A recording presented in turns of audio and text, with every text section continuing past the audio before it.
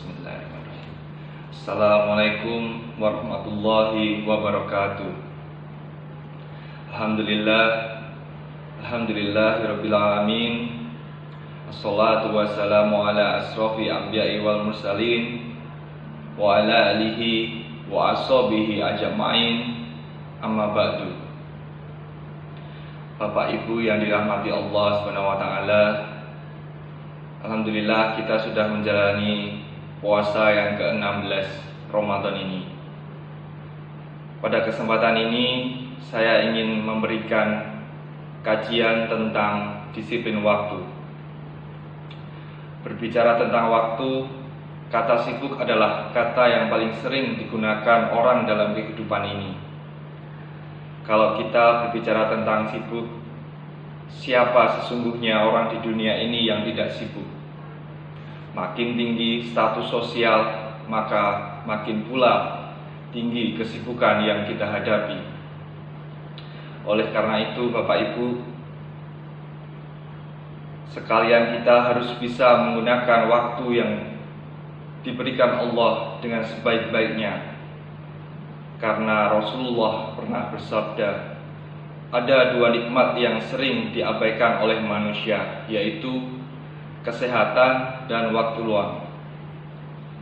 Hadis riwayat Bukhari mengatakan, nikmat dan karunia yang paling besar yang diberikan Allah kepada kita adalah waktu. Bahkan Al-Quran menunjukkan 40 lebih kata untuk menunjukkan waktu. Sampai-sampai Allah banyak bersumpah atas nama waktu. Sebagai contoh adalah wadduha, demi waktu duha, wal fajar, demi waktu fajar, dan lain sebagainya. Menurut para ulama, sesuatu yang dijadikan oleh Allah menunjukkan bahwa waktu itu penting dan bernilai manfaat bagi manusia. Kalau bahasa kerennya adalah time is very important for human life. Waktu itu sangat penting bagi kehidupan manusia. Imam Al-Ghazali di dalam bukunya mengatakan bahwa waktu itu ibarat seperti berlian. Jadi Bapak Ibu sekalian, jika kita diberi permata, pastilah kita akan menjaga dengan sebaik-baiknya. Maka begitulah, bila mana kita harus menjaga waktu yang diberikan Allah Subhanahu wa taala agar tidak terbuang dengan sia-sia. Karena waktu itu sendiri ada dua karakternya. Dia begitu cepat berlalu dan dia tidak akan pernah kembali.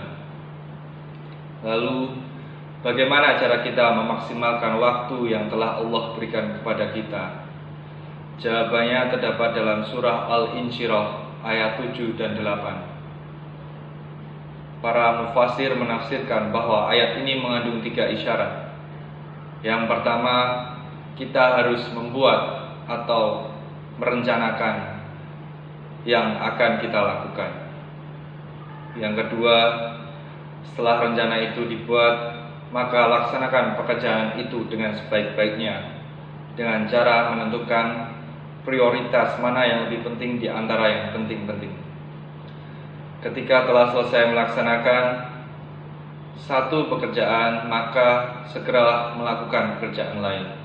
Karena Imam Syafi'i mengatakan, time is like sword, if you can cut it, it will cut you. Waktu itu ibarat seperti pedang. Kalau kamu tidak mampu memotongnya, maka ia akan memotongmu. Nauzubillah min dzalik. Bapak Ibu yang dirahmati Allah Subhanahu wa taala, sesungguhnya orang yang cerdas menurut Islam yaitu orang yang menyibukkan dirinya dengan hal-hal yang diridhoi Allah Subhanahu wa taala. Cara yang paling baik dan disukai Allah untuk mengisi waktu luang yaitu dengan membaca, memahami dan menghafal Al-Qur'an. Maka dari itu, marilah kita memaksimalkan waktu dengan sebaik-baiknya. Sebelum datang 5 perkara: sehat sebelum sakit, muda sebelum tua, kaya sebelum miskin, waktu luang sebelum waktu sempit, hidup sebelum mati. Karena itu Bapak Ibu semuanya, sebelum terlambat, sebelum kematian mendatangi kita, marilah kita memanfaatkan waktu dan memaksimalkan waktu yang tersisa dari umur kita ini untuk mendekatkan diri kepada Allah. Karena kita tidak tahu kapan kita akan menghadap kepada Sang Pencipta. Penyanyi religi Opik mengatakan, bila waktu telah berakhir, teman sejati tinggallah amal. Itu saja yang dapat saya sampaikan.